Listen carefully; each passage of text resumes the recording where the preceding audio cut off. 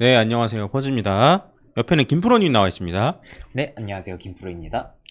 원래 내가 안경을 안 낀다는 사실을 모르시는 분도 계시나 봐. 아, 네. 최근엔 계속 영상에서 안경 끼워 나오셨으니까요. 여러분 이거 알 없는 거예요. 그래도 안경 낀 게 더 잘 어울린다는 소리겠지? 근데 사실 네. 막상 또 빼고 다니면 빼고 다니라고 하실걸? 사람이 좀 익숙함에 적응하는 이게 뛰어난 동물이라서 아무튼 뭐 그런 얘기를 했고, 그다음에 어제 그 하루에 500원어치씩 사는 네. 걔가 또 저스틴 선이라는 얘기도 있다고. 네. 그래서 저스틴 선이 그렇게 돈이 많은가? 라고 그러면 이제 대충 계산해도 진짜 한 몇 조 이상은 굴려야. 그렇죠. 그리고 갖고 있는 돈으로 전 재산을 약간 마진에 몰빵해서 하진 않잖아. 그렇죠. 그런 사람도 있나? 아, 뭐 그럴 수도 있고. 네. 아니 근데 내 말은 부자들은 대부분 안 그런다는 거지, 내 말은. 그렇죠. 근데 그런 걸 생각하면 한 몇십 조 있는 건가? 저스틴 선의 재산이. 이런 생각 들고, 그 다음에 약간 진짜 그거라면 약간 급격하게 신뢰도가 하락하는 것만 같은.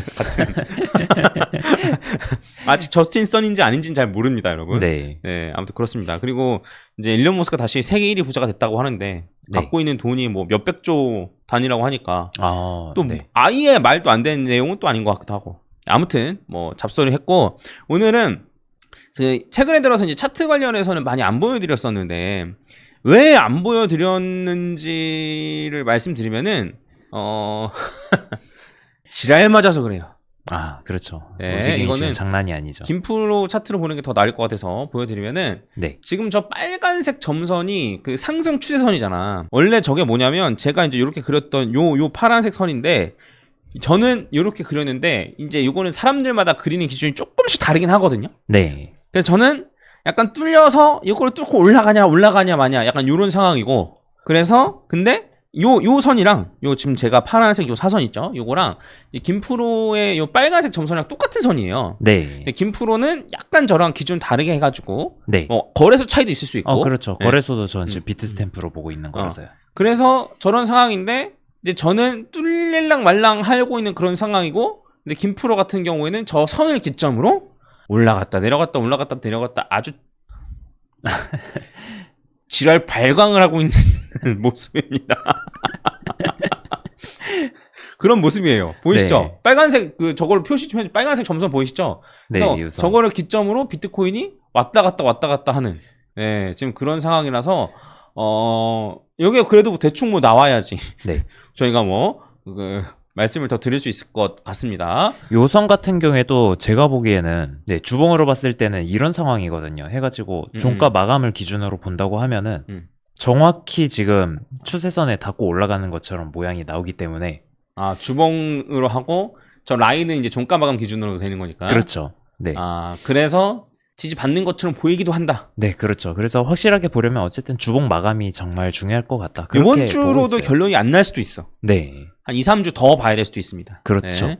그리고 이제 추가로 좀 가능성 있다기보다는 저희가 생각을 해볼 건 뭐냐면, 이게 이제 확률적으로는 어쩔 수 없긴 한데, 일단은 여기 중심선이 20주인 볼린저 밴드, 여기 하단선을 일단 터치했기 때문에 일단은 상승을 좀 할 가능성이 높습니다.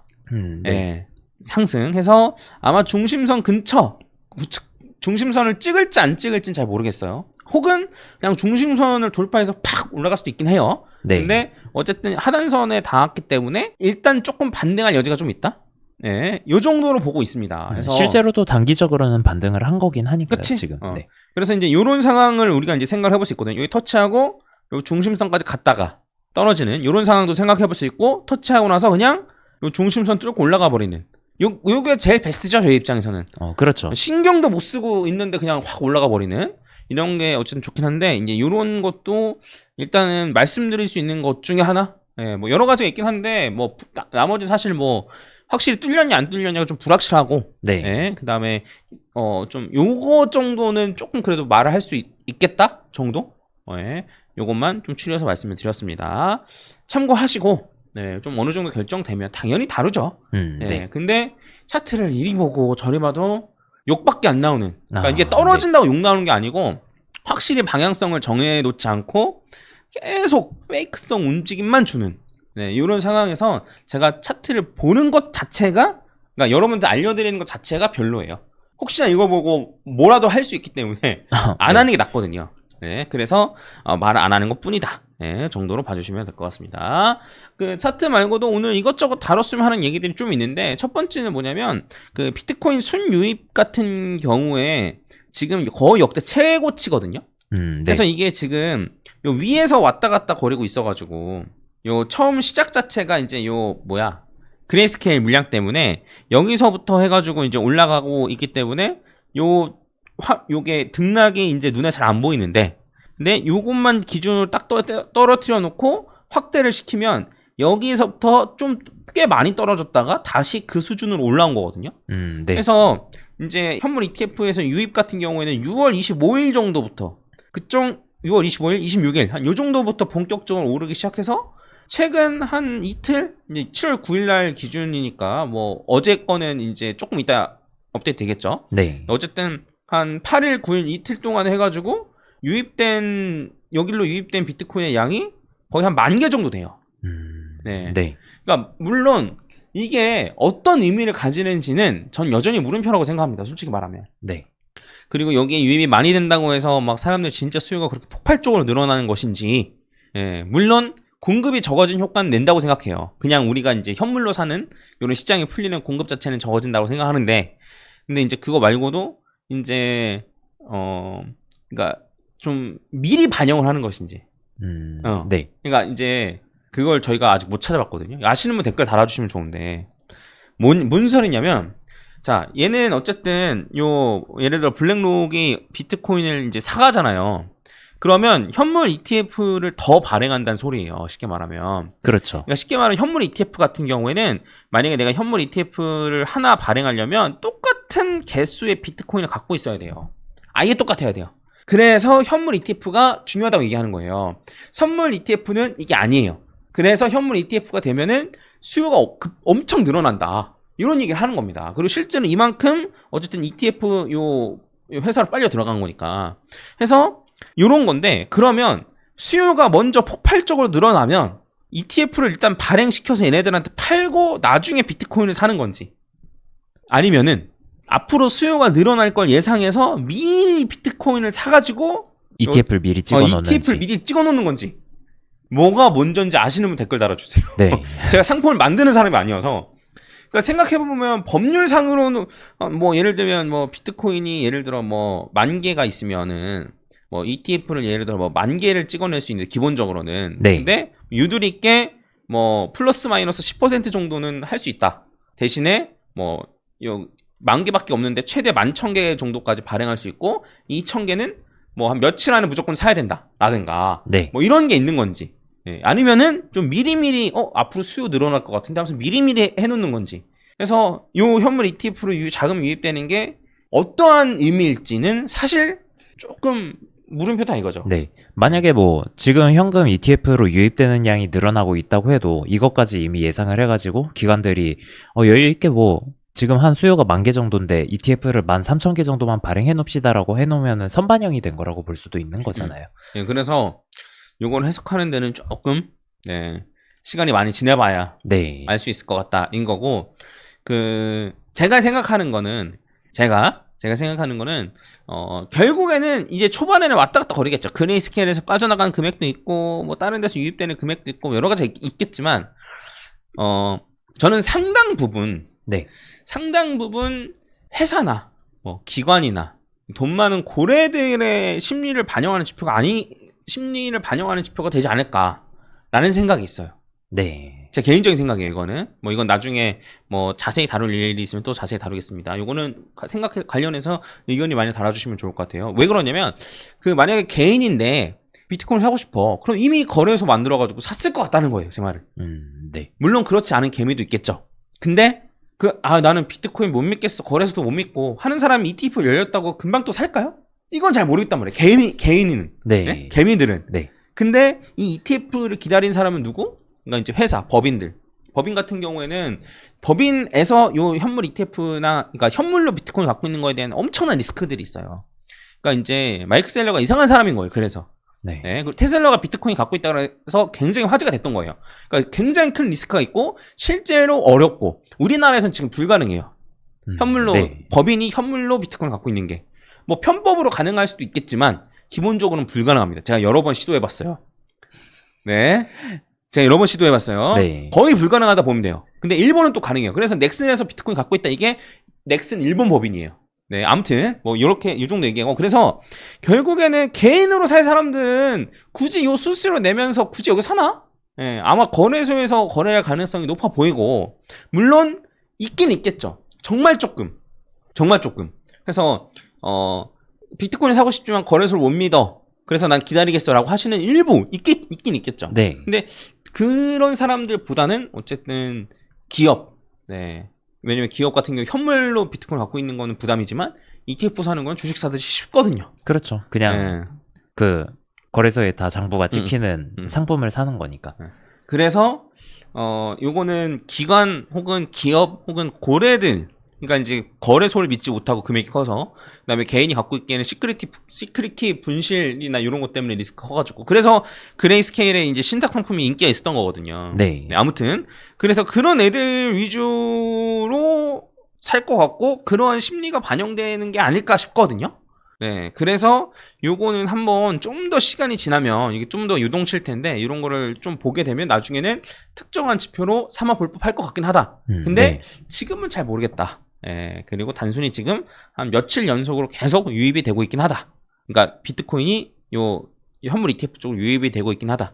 시장에 풀리는 비트코인은 좀 줄어들고 있긴 하다. 요 정도로 좀 받아들이시면 되지 않을까 싶습니다. 네. 그 다음에 오늘 김프로가 이제 기사를 많이 올려줬는데 재미있는 것들이 많이 나오는데 이게 요즘 그러니까 제가 최근에 강의할 일이 좀 생겼거든요. 네. 근데 아마 다음 주부터 강의할 것 같긴 한데 강의를 하는데 완전 초보자들 대상으로 하는 거기 때문에 그 진짜 호재 가짜 호재 요거 관련해 가지고 제가 강의를 한단 말이에요. 요것만 하는 건 아닌데 첫 강의로 그걸 얘기하려고 해요. 그래서 네. 뭐가 진짜 호재고 뭐가 가짜 호재고 요 강의 있거든요. 한번 찾아보시고 제가 링크로 달아드릴까요? 댓글에. 아무튼 이게 사실 간단하거든요. 뭐냐면 결국에는 이제 요 가격 그 이제 여기 뭐 양 그래서 수요와 공급 곡선 해가지고 하는 거 아시죠? 예. 그래서 결국에는 수요가 늘어나냐 줄어드냐 그리고 공급이 늘어나냐 줄어드냐 요걸로 다 결정이 된단 말이에요. 가격이라는 게. 근데 어떤 호재가 떴는데라고 했는데 수요가 늘어나는 것도 아니고 공급이 줄어드는 것도 아니야. 그럼 진짜 호재가 아니라는 거죠. 요런 관점인 거예요. 네. 뭔 말인지 아시겠죠? 그래서 오늘 나온 기사들 중에 어디에 해당하는지 체크해보면 재밌겠다. 네. 어떤 거에 해당하는지. 자, 독일 정부 추정 주소로 해가지고 이제 뭐 10,000개가 이제 또 출금이 돼가지고 그리고 이제 뭐 얼마 안 남았다. 뭐 한 13,000개 정도밖에 안 남았다. 뭐 이렇게 나오는데 그러니까 독일 정부에서 어쨌든 팔아 제끼기 시작한 게 뭐가 문제냐면 이 중에 공급이 늘어난 걸로 볼 수 있잖니 이거예요. 그렇죠. 시장에 풀리는 물량. 예. 그리고 마운트 곡스도 마찬가지고 마운트 곡스도 시장에 풀리는 물량이 많아지니까 그래서 공급이 늘어난 효과로 볼 수 있지 않냐. 그래서 공급이 늘어나니까 어떻게 된다? 가격은 하락한다. 요런 얘기. 예. 요거 아무튼 수요 공급 요거는 강의가 따로 있으니까 네. 그걸 보시고 그리고 트럼프가 이제 비트코인 컨퍼런스에서 연설을 하는데 이런 날이 오게 될 줄 몰랐어요. 진짜요. 그 트럼프가 그러니까 여기 누구냐 케네디 주니어는 원래 이제 비트코인에 되게 호의적인 사람. 호의적인 사람으로 유명했기 때문에 그리고 지금 강력한 뭐 대선 주자도 아니잖아. 그렇죠. 어쨌든 트럼프랑 바이든 둘 중에 하나가 되는 건데 바이든 바뀌려나? 둘 중에 하나 되는 건데 미국 대통령이 되는 건데 그중 정말 강력한 이제 후보인 건데 쉽게 말하면 트럼프가 네. 그런 사람이 와서 연설을 한다? 야, 진짜 격세지감이다 진짜. 그래서 이런 날이 옵니다, 여러분. 근데 아무튼 이제 아까도 김프로랑 같이 얘기했는데 그 트럼프가 결국에는 이제 표를 얻으려고 하는 거기 때문에 그렇죠. 악의적인 얘기를 하지 않을 거라는 거죠. 비트코인 악의적인 얘기를 하지 않을 거라는 거죠. 그러면 트럼프 같은 경우에는 이제 어쨌든 비트코인에 대한 좋은 얘기를 할 테고 뭐 이런 얘기까지 하겠죠. 뭐 파월 미친 새끼 저거 지금 이제 SEC가 개 지랄 떨고 있는데 내가 대통령 되면 다 갈아치우겠다. 뭐 캔슬러 바로 모가지다 이런 얘기. 그치. 그리고 뭐 비트코인의 온화한 정책, 코인 쪽에 도움되는 정책을 펴겠다. 아니면 뭐 코인 관련된 세금을 뭐 어떻게 하겠다. 이런 얘기 어쨌든 할 거 아니야. 그렇죠. 그럼 그런 사람이 만약에 이제 대통령이 된다라고 하면은 사람들은 어쨌든 요거를 호재로 받아들일 가능성이 높은데 얘는 요거 4개 중에 뭘까? 수요가 늘어나는 쪽에 해당하죠. 저도 그렇게 생각합니다. 수요가 늘어나는 쪽. 왜 수요가 늘어나? 그러니까 대통령 된 사람이 좋다고 하는 것. 네. 지금 이제 예를 들어서 우리나라 대통령 있잖아요. 그렇죠? 네. 대통령이 갑자기 막 삼성전자 컨퍼런스 가가지고 삼성전자 좋습니다 막 뭐 이러면서 얘기해요. 그러면 좀 예시가 이상한가? 그냥 현행 대통령 말고 나중에 됐던 맞아. 가상의 대통령. 뭐 이렇다고 할까? 아무튼 네. 네. 아무튼 아니 그러니까 제 말은 어쨌든 대통령이 관심을 가지네. 네. 네. 대통령이 관심을 가지면 사람들 입장에서 한 번씩 흘러보겠죠. 그렇죠. 뭐 국가 차원에서도 지원이 더 나오는 거 아니야? 이런 그리고 좀 불안한 사람들 입장에서도 한 번 더 관심을 가지게 되겠죠. 네. 그렇죠. 안 그러면 확신을 가지게 되거나 불안했는데 확신을 가지게 되거나 관심이 없던 사람들이 관심이 생기거나 그럼 그 중에 일정 부분은 자금이 들어올 수 있잖아요. 그렇죠. 네. 자금을 내서 살 거 아닙니까? 그래서 그거를 수요가 늘어나는 걸로 볼 수 있다 이런 거죠. 그리고 이더리움 스테이킹이 사상 최고치를 기록했다. 그래서 스테이킹은 계속 늘어난다고 말씀드렸는데 스테이킹이 계속 늘어나는 거는 이 중에 뭘까? 공급이 줄어드는 쪽이죠. 정확해. 아주 정확합니다, 여러분. 여러분도 공급이 줄어드는 거라고 말씀하셨죠? 네. 네. 그래서 스테이킹 되는 거는 거의 묶이는 거예요. 묶이는 겁니다. 근데 그 이더리움 스테이킹 같은 경우에는 더 확실한 게 왜 그러냐면 물론 스테이킹 된 거 뺄 수 있잖아요. 뺄 수 있어요. 근데 네. 이더리움은 스테이킹을 빼는데 시간이 걸려요. 그래서 며칠 걸려요. 며칠 걸리기 때문에 완전 단타를 한 사람들이면 여기다 넣어요, 안 넣어요? 안 넣어요. 예, 그래서 일반적으로 장투로 가져가는 사람들이 여기 넣는 거란 말이에요. 그렇죠. 이더리움 그래요. 그래서 아주 많이 올라가 봐야 34%밖에 안 되는 거예요. 다른 알트코인들 입출금이 쉽게 되는 애들은 스테이킹 비율이 막 70% 되고 그래요. 하루만 1시간만 가지고 있어도 스테이킹 해놓는 거예요. 그렇죠. 뭔 말인지 이해가시죠? 네, 그래서 그런 거기 때문에 어쨌든 요 묶이는 것만큼 시장에 풀리는 우리가 살 수 있는 이더리움의 양은 줄어든다. 그래서 공급이 줄어드는 효과이기 때문에 가격은 올라간다. 호재다. 이렇게 볼 수 있는 겁니다. 재밌나요? 강의할 때 이거 퀴즈로 내려고 그랬는데 미리 보시는 건 아니겠지? 뭐 보고 오시면 공부하고 오는 거니까 그건 그대로 좋죠. 그래서 요거 그대로 물어보려고 그랬는데 요거 딱 해주고 요거는 요 4개 중에 어디에 해당될까? 뭐 이런 거 하려고 그랬었는데 아무튼 뭐 그래서 이런 거 한번 좀 보면 좋을 것 같아서 제가 이제 예전에는 그걸 예시로 들었었어요. 리플 리플도 컨퍼런스라고 하나? 뭐 리플도 뭐 있잖아. 1년에 한 번씩 하는 거. 그렇죠. 네. 이제 그게 리플 스웰이었나? 스웰이었던 것 같아. 리플 스웰. 맞아요. 스웰이. 그치? 네. 리플 스웰이 딱 열리는데 리플의 가격이 오른다는 거예요. 그래서 제가 이거는 가짜 호재다. 왜? 네. 리플 스웰에서 리플의 수요가 늘어나는 뭘 발표해야지만 호재예요. 그렇죠. 그런 게 발표 안 되면 그냥 호재가 아닌 거예요. 그래서 그런 게 발표 안 되면 가격이 다시 제자리로 올 가능성이 높다. 이런 식으로 제가 예시를 좀 들었었습니다. 그래서 진짜 호재, 가짜 호재, 진짜 악재, 가짜 악재 이런 관점으로 그 뉴스 같은 걸 보실 때 좀 판단하시면 좋지 않을까. 그리고 저희가 여기다 올리는 거는 그런 거를 좀 부합하는 거를 추려서 올리는 거예요. 도대체 무슨 기준으로 할까? 네, 무슨 기준으로 이제 여기다 뉴스를 올릴까 생각하실 수도 있는데 그러한 관점, 그러한 기준으로 좀 뉴스를 추려서 너무 올릴 게 없으면 그렇지 않아도 올리긴 해요. 네. 네, 근데 어쨌든 최대한 그 기준을 삼아가지고 진짜 이거는 중요한 뉴스다라는 것만 추려서 올려드리는 거니까 텔레그램에 관심 있으신 분들은 들어오시면 될 것 같습니다. 끝! 네. 이 정도 하고 마무리하겠습니다. 더 덧붙일 거 있나? 아니요. 뭐 차트는 어쨌든 지랄 맞다? 당분간은 지켜봐야 될 것 같죠. 네, 이상 마무리 짓겠습니다. 감사합니다. 네, 감사합니다. 김프로였습니다.